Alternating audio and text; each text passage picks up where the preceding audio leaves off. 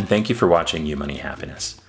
What if you could retire and simply live off of the interest from your investments? You'd never run out of money, and you would be able to leave a valuable legacy to your children and your grandchildren.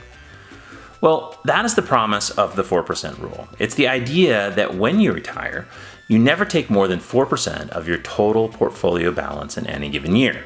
So if you had $1 million in year one, you would take $40,000. If the next year you had $990,000, you would only withdraw $39,600. Some years you'll have more, some years you will have less. Now there is a second version of the 4% rule wherein you take the initial 4% amount each and every year. So $40,000 each and every year if you started with $1 million. This second version is better for budgeting, but mathematically it's a little bit less of a guaranteed thing. And again, the 4% rule suggests that you should never run out of money in your retirement accounts. The balance will fluctuate with the market, but there will always be a substantial sum. Now we say always, but there are a couple of assumptions. First, there is the asset allocation assumption. It's the idea that your investment risk makes sense relative to your age. Now, some experts suggest that your age in years should equal the percentage of your investments in bonds. So if there's a 65-year-old guy and he is about to retire, he should have 65% of his portfolio invested into bonds. If you're 50 years old, you should have 50% of your investment in bonds and the other half in stocks.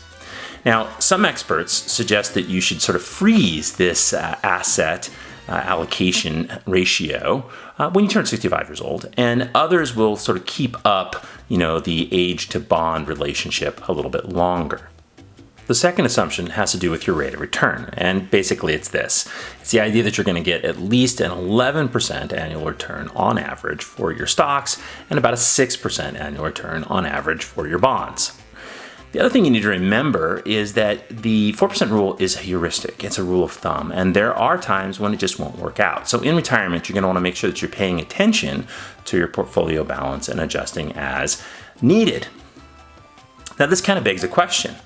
How much money do you have to retire and use the 4% rule? Well, you have to have a portfolio large enough that you can live off of just 4% of it.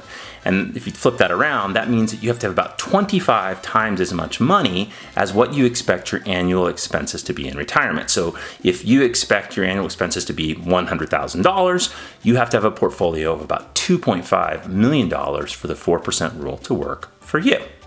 Well, that's it in a nutshell. I hope you enjoyed this video. I hope it was helpful and informative. I also hope that you'll take a minute to like it, comment, and subscribe. Thanks for watching.